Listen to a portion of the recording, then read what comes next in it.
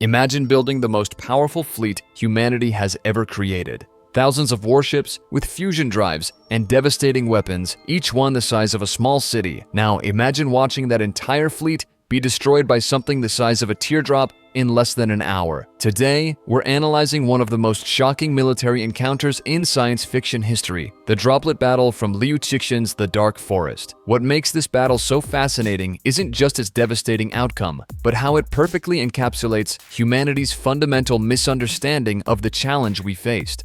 For 2 centuries, we had prepared for what we imagined would be an epic confrontation between massive fleets. We built warships that could accelerate to 120 Gs, developed advanced laser weapons, and created ships so sophisticated they could be controlled from any point within their massive hulls. We thought we were ready. The Trisolaran response? A single probe shaped like a perfect teardrop with a surface so smooth it reflected the Milky Way like a mirror. Its form might remind physics enthusiasts of the Prince Rupert's drop, those fascinating glass teardrops that can withstand a hammer strike to their head while being catastrophically fragile at their tail. But where the Prince Rupert's drop demonstrates the complex interplay of tension and compression in ordinary materials, the Trisolaran droplet represented something far more advanced. When humanity first encountered it, we thought it was a gift, a sign of peace or surrender. This assumption wasn't just wrong, it was catastrophically wrong. The droplet represented a level of technology that made mockery of our defenses. Instead of the complex internal stresses that make a Prince Rupert's drop interesting, the droplet's surface was composed of impossibly strong materials, with atoms packed so tightly together that the object maintained a temperature of absolute zero. Where a Prince Rupert's drop shatters explosively when its tail is broken, this droplet was utterly indestructible. Nothing in our arsenal could even scratch it. But its true terror lay in its capabilities. This wasn't just a probe,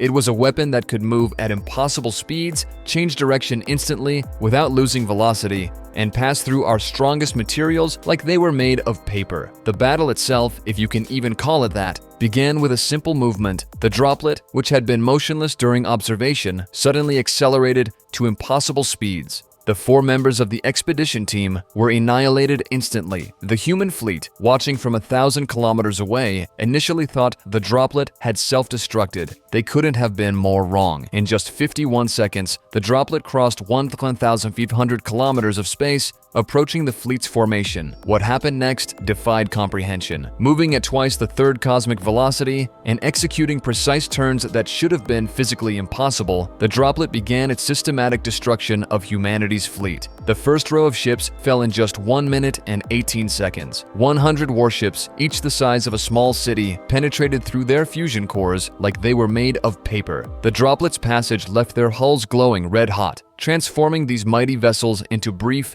brilliant lamps against the darkness of space. As their fusion cores breached, nuclear fireballs bloomed in succession, creating a devastating chain reaction. The fleet's command systems, overwhelmed by the sheer impossibility of what they were witnessing, couldn't even properly process what was happening. The computers, their logic failing to comprehend the droplet's movements, falsely concluded they were under attack from an invisible enemy fleet. While commanders frantically searched distant space for non-existent enemies, the droplet continued its methodical destruction. The second row fell in 1 minute and 20 seconds. The third took 2 minutes and 35 seconds. Despite attempts to activate defensive systems and break formation, it made no difference. The droplet, now moving at 170 kilometers per second, 10 times the third cosmic velocity, transformed into a terrifying spectacle. As it passed through debris, the liquefied metal created a brilliant tail, turning the droplet into what observers described as a silver dragon stretching 10,000 kilometers across space. This dragon's dance was as beautiful as it was horrifying. Its head penetrated ships, causing nuclear explosions that dotted its length like small suns. Its tail glowed blood red from the molten remains of what had once been humanity's proudest achievements. In just 30 minutes, nearly 2,000 of Earth's most powerful warships had been reduced to an expanding cloud of superheated debris.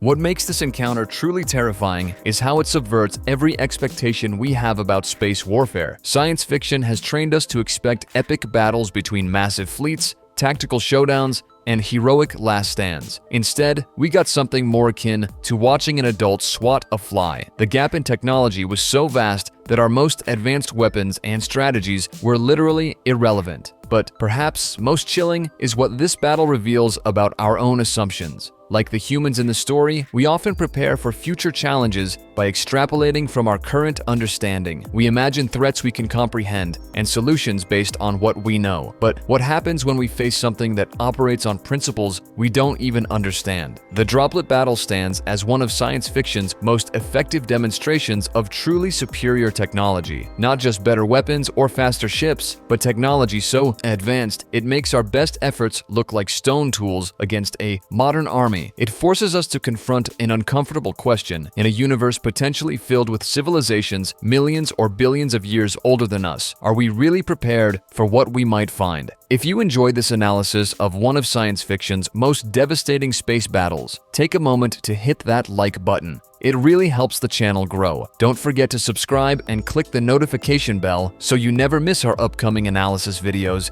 We've got exciting videos coming up about other groundbreaking military encounters in science fiction and more deep dives into the technology of the three-body trilogy. So make sure you're subscribed to catch those. Let me know in the comments below. What would you have done differently if you were commanding the human fleet? I read all your comments and love hearing your thoughts and theories. Thanks for watching, and I'll see you in the next video. Don't forget to hit like and subscribe on your way out.